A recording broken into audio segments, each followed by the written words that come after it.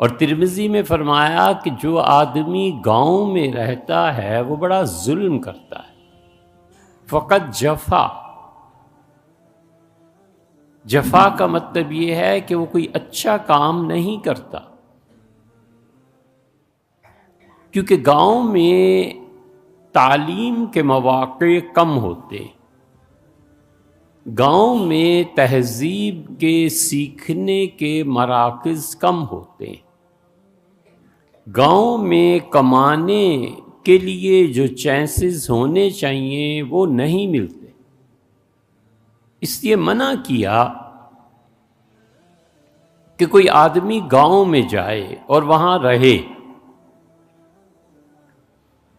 اور قیامت کی علامات میں سے رسول اللہ صلی اللہ علیہ وسلم نے فرمایا کہ تم دیکھو گے شہروں کے لوگ گاؤں کو ترجیح دیں گے زندگی کے لیے، اور دودھ عام ہو جائے گا۔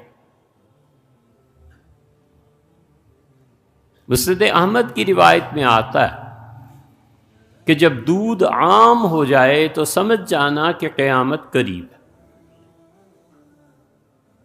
کیونکہ دودھ پیے گا اور اس کی وجہ سے جو مستی اس کے خون میں پیدا ہوگی اور جو تہور،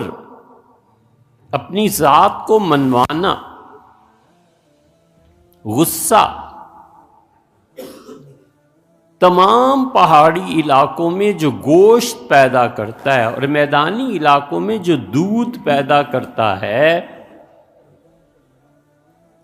اس کے اظہار اور ان خواہشات کی تکمیل شہر میں نہیں ہو سکتی۔